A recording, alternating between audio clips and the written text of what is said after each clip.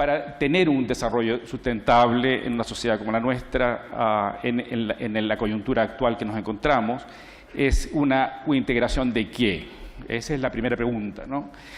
Integración de quiénes, de pueblos conquistados y sometidos, de clases sociales marginadas y desposeídas, de grupos religiosos distintos, étnicos, de sujetos discriminados, como por ejemplo mujeres o jóvenes. Es una larga historia y muy fácil, muy difícil de abreviar. En segundo lugar, integración a qué, ¿cierto? Este es otro punto que también es sumamente complicado. Integración a comunidades más amplias y plurales, como podrían ser los imperios,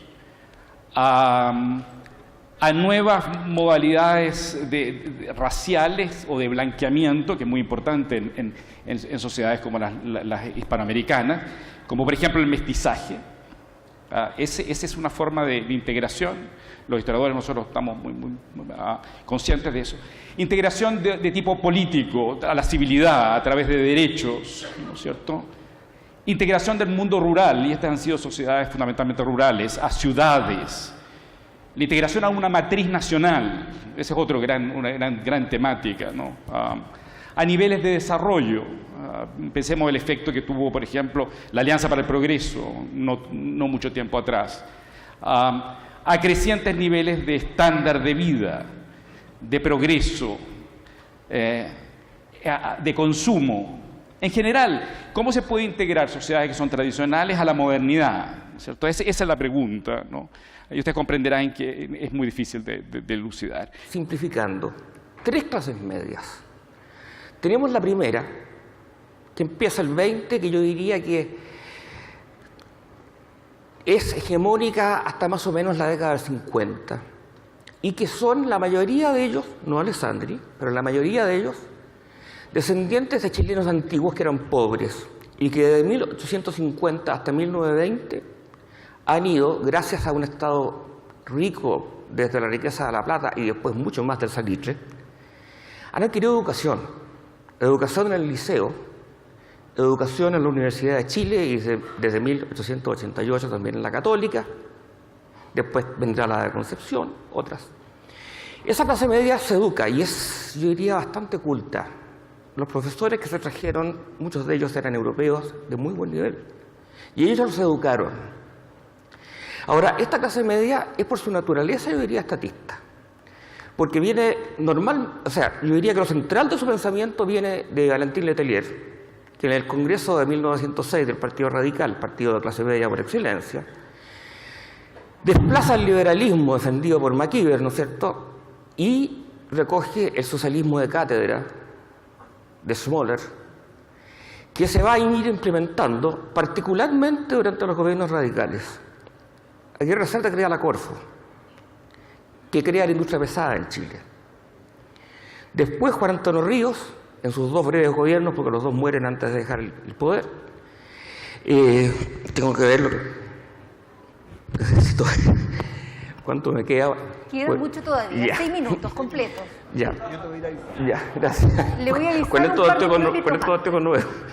Bueno, también son hombres de clase media antigua, o sea, eran gente, todos descendientes de gente que llegó a Chile en los siglos XVI, XVII, XVIII.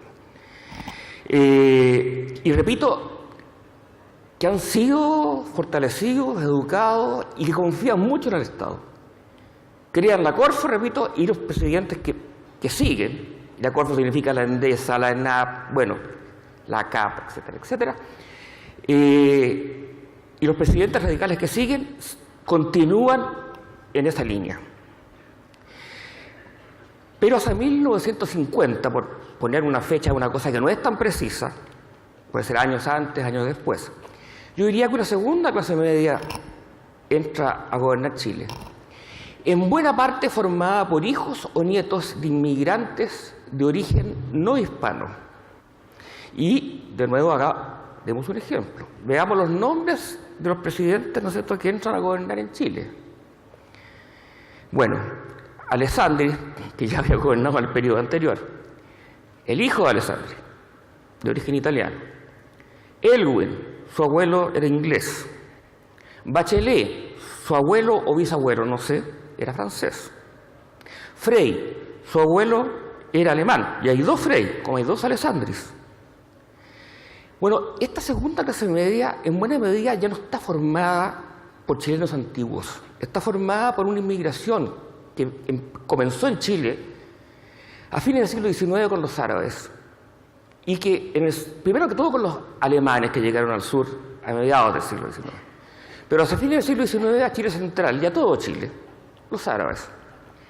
Después de los árabes llegan italianos, españoles pobres, llegan rusos blancos, llegan judíos después del año 30, cuando se inicia la persecución en Alemania.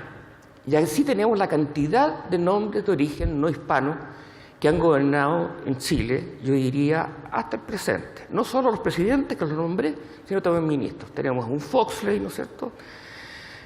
Tenemos a un José Joaquín Brunner, ¿no es cierto? Y ahí podríamos seguir con la lista en forma larga.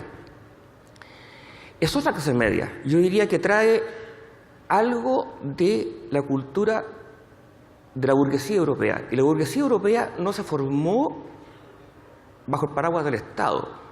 Se formó en la empresa libre, en la empresa de la competencia, en el comercio. Bueno, y esto trae un cambio en Chile.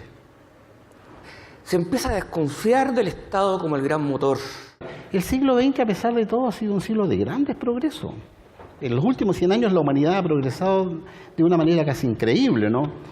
Hemos mejorado las condiciones de salud de la población, a pesar de los problemas que tenemos con el sistema hospitalario en Chile, ¿no? Las condiciones de salud de la población han mejorado considerablemente, hemos aumentado las expectativas de vida.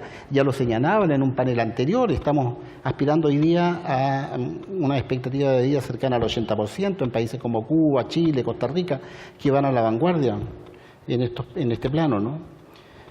Se amplió el sistema educacional. Podríamos discutir si el sistema es bueno o es malo, si la educación que están recibiendo nuestros niños, nuestros jóvenes, es la que deben recibir, pero el sistema educacional se amplió considerablemente, y eso lo sabemos todos, ¿no? Tenemos una mejor infraestructura. En términos generales podríamos reconocer que vivimos sin duda bajo mejores condiciones materiales. Y aquí viene el problema.